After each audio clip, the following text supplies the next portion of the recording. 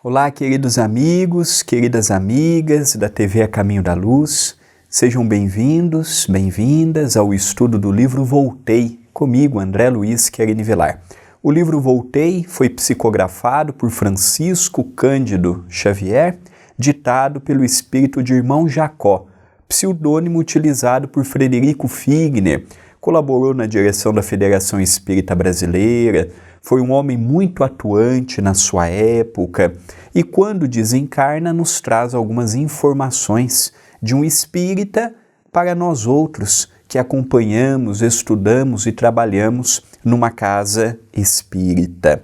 Eu agradeço muito à TV A Caminho da Luz e ao Centro Espírita Perdão, Amor e Caridade, o CEPAC, pela oportunidade que estão me dando. Há muito tinha o sonho de estudar esta obra e sempre protelava. Não tinha tempo, não tinha oportunidade, outros projetos vinham na frente e para a minha grande alegria já passamos da metade do livro, vamos iniciar hoje o capítulo 13 de um total de 20 capítulos e tenho percebido companheiros assíduos toda terça, quinta e sexta, às 8 da manhã entra um vídeo inédito aqui deste estudo. Eu tenho visto as pessoas assistindo, divulgando, comentando, que alegria. Espero que no programa de hoje possamos também trazer informações, meditações, reflexões para o nosso entendimento. O vídeo de hoje tem como temática Revendo Círculos de Trabalho. Diz o benfeitor amigo: o retorno ao rio emocionava-me. Aqui eu vou parar um pouquinho, porque no meio espírita e espiritualista, às vezes se apregoa que o espírito não é dotado de sentimentos. Então, quando ele sai daquela colônia em que ele estava junto de sua filha Marta, e ele tem a oportunidade de voltar à crosta, especialmente na cidade do Rio de Janeiro, ele nasceu na Europa, mas ele viveu muitos anos no Rio, desencarnou no Rio de Janeiro, tinha um carinho por aquela cidade. Quando ele chegou no Rio, ele sentiu uma emoção, porque veio à tona aqueles sentimentos, aqueles momentos em que ele passou naquela cidade, mostrando que o espírito não perde a sua sensibilidade, não perde os seus sentimentos, não perde as suas emoções. Agora eu morri, eu já não tenho mais emoção nenhuma, eu não tenho sentimento algum, eu posso ir para qualquer lugar, ver qualquer pessoa que para mim agora se tornou indiferente. Não,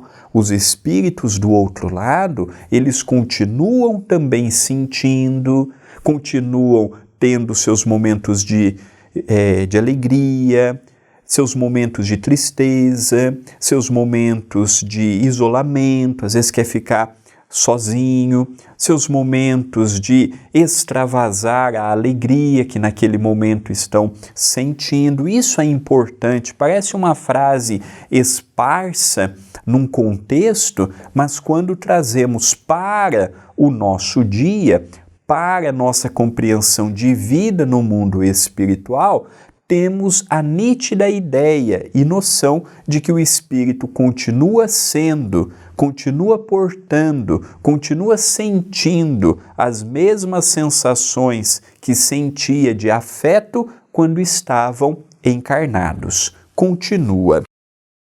Não ignorava que a maioria dos recém-libertos do plano físico não se podem movimentar com a eficiência desejável. Muitos espíritos permanecem como que anestesiados e inconscientes. Outros se demoram na incapacidade de qualquer apreciação de si mesmos, imobilizados pelo choque ou pelo terror. Aqui é um ponto que não há novidades também. Quem acompanha as obras de André Luiz, até aproveito para fazer um convite, há pouco tempo entrou no ar do novo estudo, Ação e Reação, apresentado por mim e pelo meu pai. Anote aí, toda quarta e toda sexta, às 20h15, um livro extraordinário de André Luiz. E então, quem tem acompanhado as obras de André Luiz, pelas mãos de Chico Xavier, vai notar o que ele está nos dizendo. O Chico dizia para os amigos próximos que frequentavam a sua casa e o grupo espírita da prece, que de cada 4 pessoas que desencarnam, que falecem, 3 não sabem que morreram, seja pelo apego às pessoas, aos bens da matéria, seja o seu mundo íntimo ainda transtornado pela vida que manteve quando encarnado. Estas pessoas, ao desencarnar e não compreendendo que estão desenfaixadas do corpo físico, para onde vão? Para a antiga casa, para a família, para o trabalho. E aí é muito comum uma pessoa chegar no centro e dizer assim: parece que depois que fulano faleceu, a minha casa não ficou igual. E geralmente não fica mesmo, porque muitos retornam para casa crendo piamente que ainda estão ligados ao corpo físico. A realidade, para eles, estando lá ou aqui, não há uma diferenciação. Por isso que uma das verdades que eu vejo na mensagem espírita é quando ela nos ensina bem viver para bem morrer. É preciso viver bem, aproveitar as oportunidades, multiplicar o bem. Viver bem não é ser espírita. Eu posso ser de qualquer credo religioso, eu posso estar em qualquer parte do mundo, eu tenho a oportunidade. O viver bem não é comer bem, dormir bem, ter uma vida boa no casamento, ter uma vida farta materialmente. Isso não é sinônimo de viver bem. Tem pessoas que têm tudo e não têm nada. Tem pessoas que não têm nada e têm tudo. Uma frase difícil de compreendermos, mas é o que encontramos por aí. Então nós percebemos que o espírito em evolução, ele ao viver bem, conforme a sua crença, procurando da sua forma e nos passos que ele tem condições, almejando, crescendo, produzindo a concórdia, produzindo a cordialidade, produzindo a afabilidade. Tem pessoas que passam uma vida inteira sem fazer um bem para o próximo, imaginando que a sua única responsabilidade é com a família, é a mãe, é o pai, são os filhos, é a esposa, é o marido. Não, nós fazemos parte de um conjunto. A sociedade é imperfeita porque vivemos imperfeitamente em sociedade. Eu quero olhar primeiro o meu lado, depois eu olho o lado do outro. Por isso que, socialmente falando, nós temos tantos atritos, nós temos tantos confrontos. Você quer ter problema é colocar 2 pessoas no mesmo ambiente, já vai ter problema. Você não quer ter problema, viva sozinho. Em casa, trabalhe sozinho, aí você não vai ter problema. A partir do momento que tem você e mais uma pessoa, já tem o problema.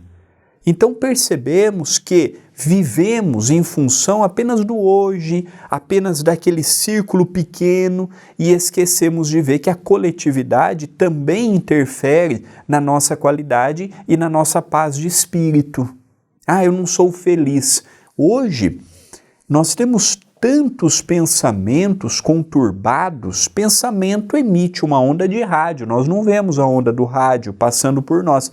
O pensamento é assim também. Há dias que eu acordei bem, disposto, pronto para aquele dia. Aí vão vindo as dificuldades, vão vindo as lutas, vão vindo os problemas, vão vindo aqueles pensamentos antagônicos e eu vou ficando deprimido, de repente chega no final do dia, é como se um caminhão tivesse passado por cima de mim. E realmente é tanta vibração contrária, é tanto pessimismo, é tanta dificuldade, é tanto problema que chega no final do dia estamos sentindo isso. Então ele nos fala que a maioria ao desencarnar permanecem com esse mesmo choque de realidade. não se prepararam para a outra realidade. Vivem um mundo sem analisar que amanhã estarão invariavelmente numa outra dimensão, numa outra realidade, num outro momento. Por isso que eu coloco esse livro como importante e complemento às obras de André Luiz. Se fala muito no Espiritismo das obras de André Luiz, mas o livro Voltei é um complemento das obras de André Luiz. Ele nos mostra pontos que André Luiz viu e, como ele vê muitos assuntos, fomos deixando de lado, e assuntos inéditos. Agora, com ele foi diferente. Ele desencarnou diferente porque ele foi espírita? Não, volta a repetir. Ser espírita não é a senha para morrer bem. Ele morreu bem porque ele soube utilizar as suas oportunidades para multiplicar o bem, seja na casa espírita, seja dentro do seu próprio lar, seja na sociedade. A senha é ser uma pessoa boa. Não é ser espírita, católico, protestante, não. Isso é rótulo. Bom, fazer o bem, isso não tem rótulo. Ajudar as pessoas, se colocar no lugar das pessoas, se candidatar a um trabalho assistencial, isso não tem rótulo. E é aí que o Espírito Amigo nos orienta. Continua Frederico Figner. Comigo, porém, a situação diferia. A sede de saber renovava-me as forças. A sede de saber. Tem pessoas que chegam no Espiritismo, se encantam pelo Espiritismo, passam pelo tratamento, recebem ajuda, começam a ler, mas eu tenho percebido a ausência de conhecimento por parte dos espíritas. Precisamos ler mais, precisamos conhecer mais, precisamos meditar mais. Hoje as pessoas estão transferindo conhecimento para que se ouve nas lives, nas palestras, nos eventos virtuais. Não estou dizendo que não tem valor. Tem valor. Mas precisamos também arranjar um tempo para lermos e meditarmos com as nossas próprias pernas.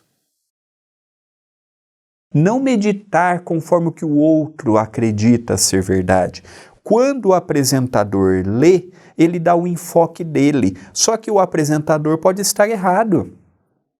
Ou pode ver imperfeitamente, parcialmente, ao passo que quando eu leio, interpreto e trago para a minha realidade, aí sim eu vou complementar com o que a outra pessoa me disse. E não simplesmente sob uma fé cega. O Espiritismo inaugura a fé raciocinada. Até o advento do Espiritismo, a 18 de abril de 1857, com a publicação do Livro dos Espíritos, as religiões cristãs impunham uma fé aos seus seguidores, aos seus adeptos. O Espiritismo não. O Espiritismo, desde o seu nascedouro, desde o seu primeiro livro, Kardec é categórico em nos dizer que o Espiritismo é uma filosofia, é uma ciência e é uma religião de livres pensadores.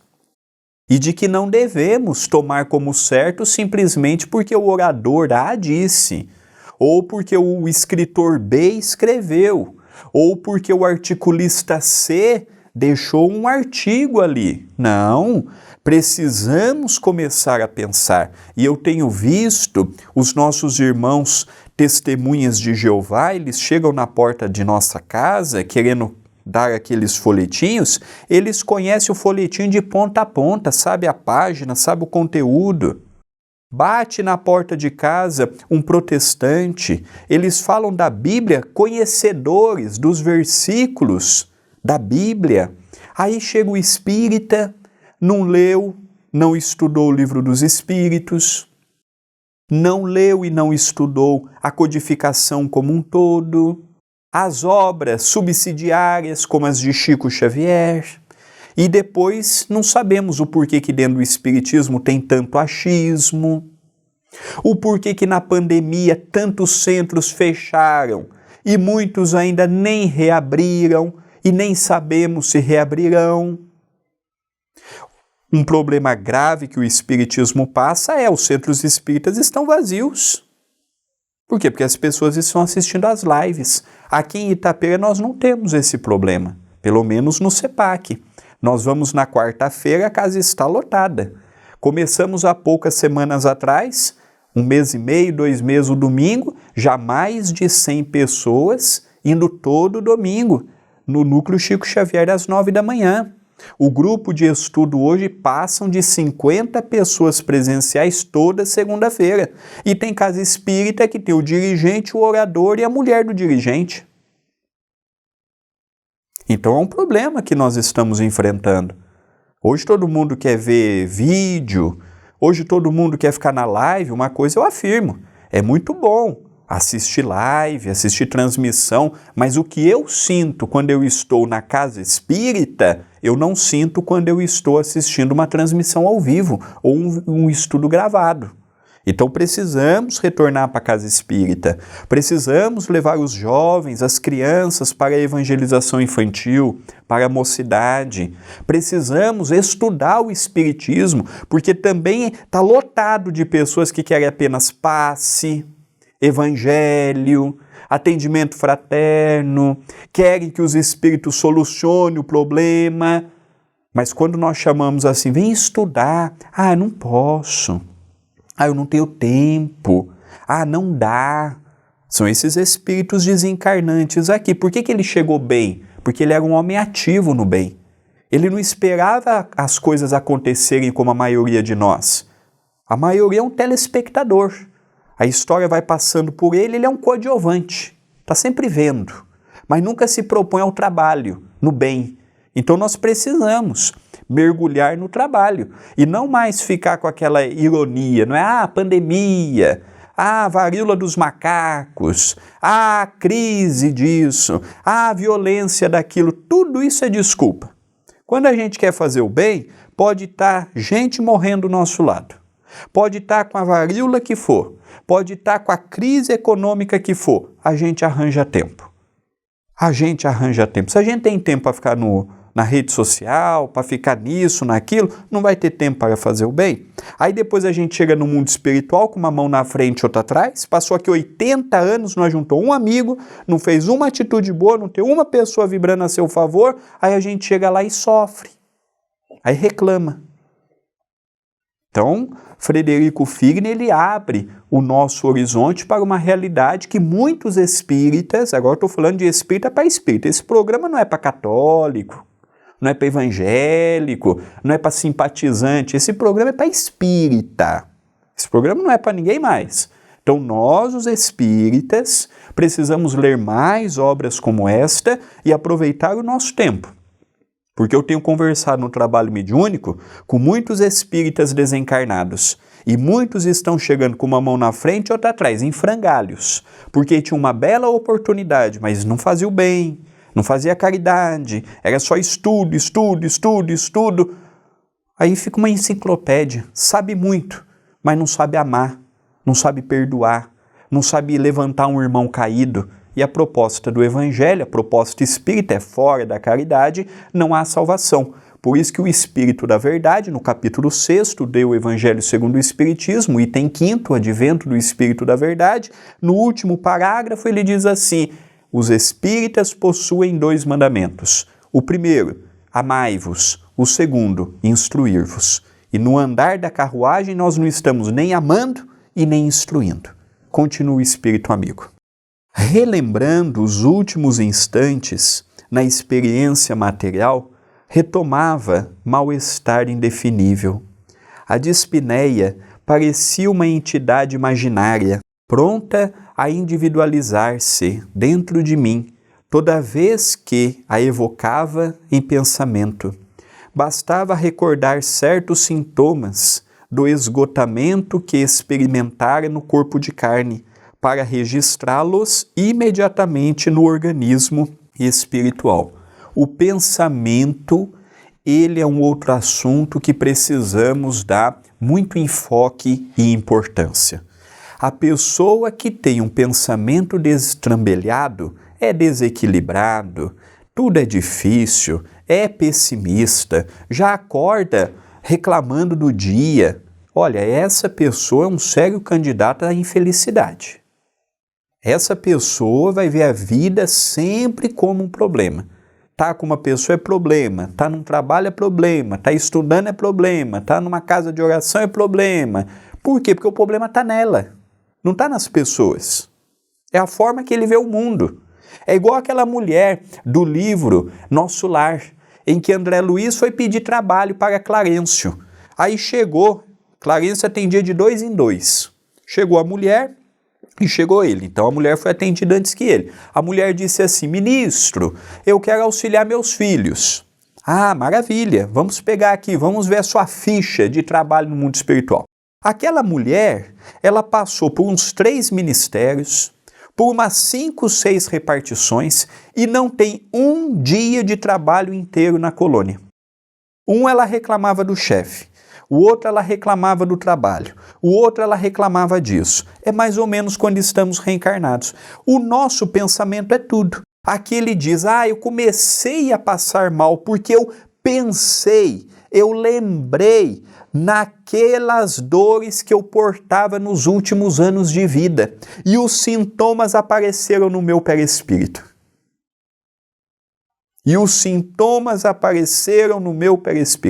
Por que na atualidade os obsessores estão deitando e rolando na casa das pessoas? Porque não há equilíbrio. Não há prece, não há evangelho, é crise, é inflação, é eleição, é governo, liga jornal é morte, liga jornal é violência, liga jornal é isso e é aquilo. Qual que é o nosso antídoto? Daqui a pouco nós estamos doidos, deprimidos, ansiosos e não sabemos o porquê. Então, o trabalho renova o pensamento. Então, quando nós vamos para um campo de ação e vemos que existem pessoas piores do que eu falo assim, o mundo está passando por uma crise, o mundo está difícil, mas frente a muitas pessoas eu estou bem. Então, tem momentos que precisamos de um choque de ânimo. Então, quando o Chico estava triste, deprimido, com problemas, o que Emmanuel recomendava a ele? Vai no hospital, vai no asilo, vai na casa de repouso, vai na cadeia, vai na periferia, vê uma outra realidade de sofrimento físico, material, espiritual. É sair um pouco. Tá difícil. Quer uma novidade? Ano que vem vai estar mais difícil ainda. Ano que vem vai estar com mais inflação. Se esse ano o dinheiro está curto, ano que vem vai estar pior. Escreve aí o que eu estou te dizendo. Esse ano é eleitoral. A política injeta dinheiro. Não vai melhorar tão já. O pobre está mais pobre, o rico está mais rico. Não adianta eu ir lá e falar, nossa, olha o preço do arroz, do feijão, disso, daquilo. Não vai mudar a realidade. O reclamar por reclamar. Agora, quando eu movimento energia, está difícil. Não posso isso agora. Mas que maravilha, para o colírio que eu uso diariamente ainda tenho. Tem pessoas que nem por remédio básico pode. Hoje tem pessoas morrendo porque não conseguem remédios básicos para as suas doenças e o governo não consegue ajudar a todos. Eu ainda tenho oportunidade disso. Eu vejo um idoso em casa ter uma qualidade de vida. Tem idosos morrendo em casa sem qualquer ajuda. Vai do ângulo que olha. O pessimista vai estar sempre difícil. Eu tenho 30 anos de idade. Sempre vi os governos ruins, fracos. Até hoje, em 30 anos, eu não vi um que eu falasse assim, esse é modelo. Não, por quê? Porque são imperfeitos, como eu também sou. Então o que ele nos fala aqui? Sair do vulgo popular, a massa é o pão e o circo de Roma. Dá um pouco mortadela, a maioria está satisfeito. É o vulgo popular. A maioria vive o hoje, o agora. Reclama, passa um tempo, a pessoa dá um brinquedo, já é o salvador da pátria. Só que se nós queremos chegar bem no mundo espiritual, não podemos mais ser do time do pão e circo. Precisamos ser mais, elevar o pensamento. Aí eu chego com esse monte de pensamento estrambelhado. Eu vou para onde no mundo espiritual? Não sei falar de amor, não sei falar de outra coisa que não seja crise, não sei falar de outra coisa que não seja problema. Vocês acham que um espírito sério vai chegar para mim e vai ficar muito tempo perto de mim? Vocês acham que um espírito como um Emmanuel, já estou logo chutando grande, Emmanuel, um guia espiritual do Chico, vai ficar muito próximo de mim? Não vai, porque eu não dou espaço para ele. Então hoje, a espiritualidade inferior está deitando e rolando na casa das pessoas, porque é só problema. Nunca as farmácias venderam tanto. Nunca os psicólogos estiveram tão lotados. Nunca os psiquiatras prescreveram tantos remédios. Isso os que conseguem ir, porque tem muitos que gostariam de ir e não tem dinheiro. Por isso que a demanda ainda não é maior. Hoje não, com a luz do Espiritismo, nós vamos passar por todas essas ondas que o mundo passa, por todas essas dificuldades, por todos esses conflitos. Às vezes aqui com uma dificuldade, às vezes acolá com uma outra dificuldade, mas tendo o entendimento que vai passar. Que a vida, ela nos proporciona esse momento a mais. Então é o que ele nos fala, o pensamento. O meu pensamento é desequilibrado, o problema nem veio, já estou sofrendo. A dificuldade nem apareceu, eu já estou pensando nela. Aí depois eu vivo uma vida toda, eu olho para trás. Aí eu olho, vou pegar eu como exemplo, 31 anos de idade. Qual momento eu fui feliz? Quase nenhum. Por quê? Porque eu não valorizei quando eu era jovem. Não valorizei quando eu estava namorando. Quando namorava, já pensava em casar. Quando caso, já penso nisso, já penso naquilo. E não penso nos momentos. Aí a vida passa diante dos meus olhos. Não aproveitei muita coisa. Então hoje o que é? Peraí, vou aproveitar o hoje. Mas estou com uma dor, não tem problema, vamos tomar o remédio. Mas estou com uma preocupação, não tem problema, vamos preocupar com o que podemos resolver. E as coisas naturalmente vão caminhando. E encerra o Espírito Amigo dizendo: compreendi desse modo que a mente possui incalculável poder sobre o nosso campo emotivo. E assim como poderia materializar ideias de doença, também deveria criar ideias de saúde e mantê-las. Baseado nessa convicção, procurei decifrar o problema em meu próprio benefício e passei a mentalizar o equilíbrio e a esperança, a alegria e o serviço. Às duras penas eu estou tentando fazer isso. Mentalizar a alegria, mentalizar o otimismo, mentalizar a esperança. Não é mentalizar sua dor, não. O mundo está acabando. O mundo está perdido. Não, o mundo não está perdido, não. Eu posso estar perdido, mas o mundo não está perdido, não. Para onde vai caminhar? Quando Deus quer, o que nós tivemos no meio da Idade Média? Um Michelangelo, um Da Vinci, um Mozart, um Bach. Não pensemos nós que a Terra vai ficar eternamente essa precariedade, não. Tem muita gente boa no mundo espiritual que, conforme Deus vai querendo, vão reencarnando. O mundo está perdido. Não está, não. O mundo não está perdido. Eu posso estar. A minha geração pode estar. Os meus familiares podem estar, mas eu não posso falar pelo mundo. Mesmo porque eu posso fazer do mundo um lugar melhor. Tem pessoas que têm horta solidária. Tem pessoas que fazem na cozinha de casa uma marmitex e leva para o morador de rua. Tem uma pessoa que vai no hospital, pinta-se de palhaço e leva alegria para o doente. Tem muita gente boa que não dá ibope. Tem muita gente fazendo bem, como também tem gente usando a sua energia para maldade, perversidade. Vai de cada um. Existe todo tipo de pessoa reencarnada. Agora, se eu ficar olhando sempre o que não dá certo, eu vou também imaginar que o mundo está perdido. Eu vou imaginar que o mundo está deplorável. Mas eu tenho que ver o outro lado também. Então ele fala, se eu projeto a dor, eu vou materializar a dor no meu corpo. Agora, se eu vejo que eu estou com dor encaro a dor, mas vejo outras realidades, eu vejo uma vida diferente. Havia no Hospital do Câncer, em Barretos, um homem já em fase terminal, e ele andava com aquele soro, e tinha um carrinho, o postinho que eles penduravam. Ele saía de quarto em quarto, fazia piada, contava história, fazia o povo rir. E um dia foi a reportagem fazer uma matéria naquele hospital e perguntou para ele: fulano, você tem tanta dor, você já está em fase terminal, você já está na morfina, e mesmo ela, os médicos dizem que não sabe como você suporta a dor pelo estágio avançado do seu câncer, e você acorda sorrindo, dorme sorrindo, não reclama, tem dor de todo jeito e está sempre bem. Qual que é a fórmula? Ué, meu filho, a dor está comigo. Se eu reclamar ou não, ela vai estar comigo. Eu prefiro ser otimista.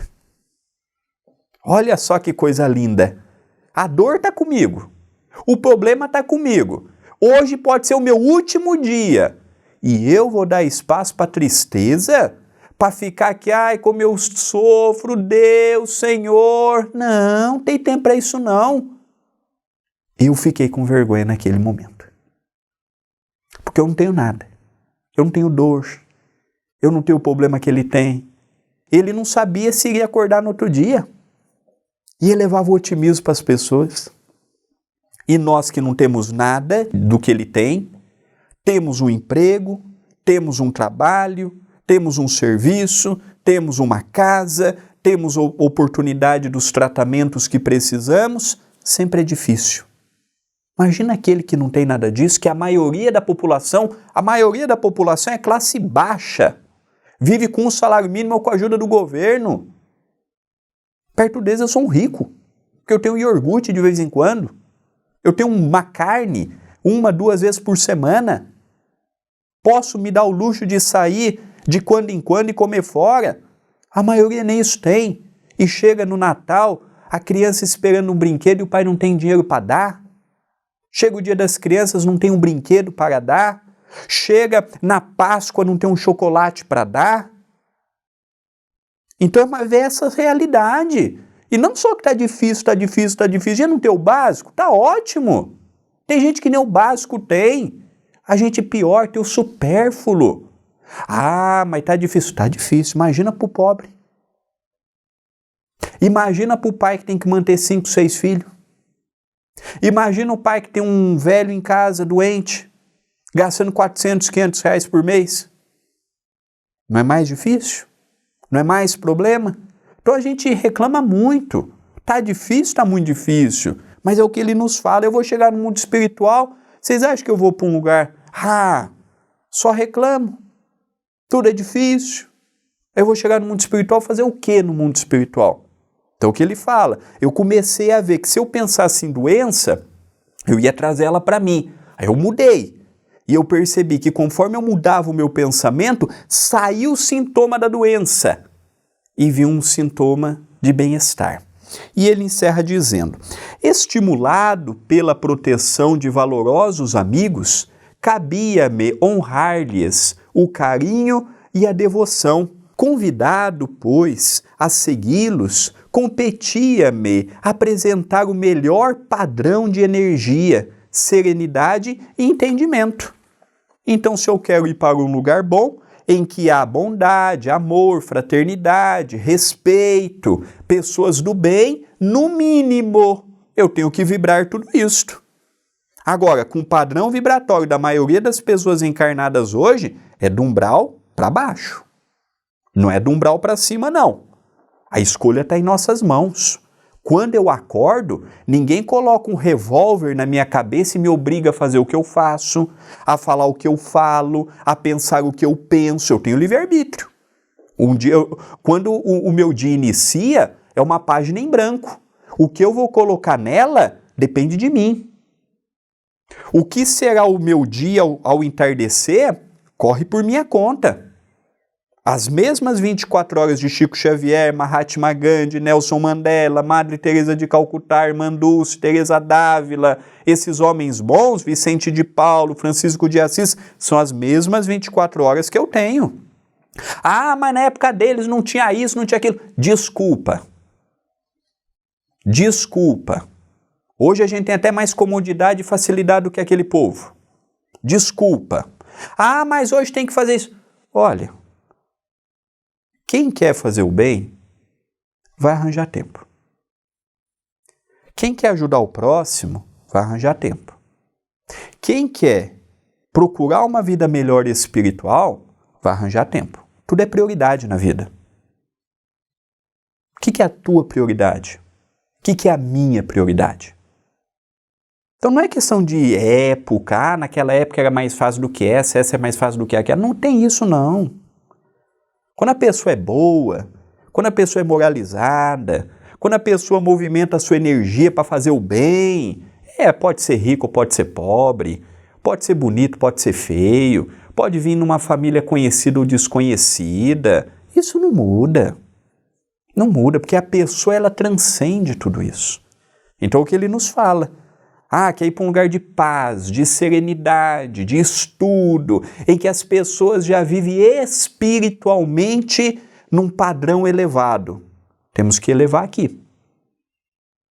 Então ele falou, cheguei lá, tive dificuldade. Minhas conversas, meus pensamentos, meu comportamento. Então o estudo de hoje, ele é um estudo fascinante que clareia e abre as nossas percepções. Queridos amigos, vamos ficando por aqui com o estudo do livro Voltei. Não se esqueça que a sua ajuda para o canal da TV A Caminho da Luz é valiosa, o canal é monetizado e toda a interação conta. Deixe o seu gostei, o seu comentário no vídeo. Aproveite e deixe também, se inscreva no canal, habilite as notificações, se torne membro do canal. São pequenas ações que muito colaboram com o nosso canal. No próximo vídeo, veremos observações na crosta. Lembrando que toda terça, quinta e sexta, um vídeo inédito às 8 da manhã. Votos de muita paz e até o nosso próximo encontro.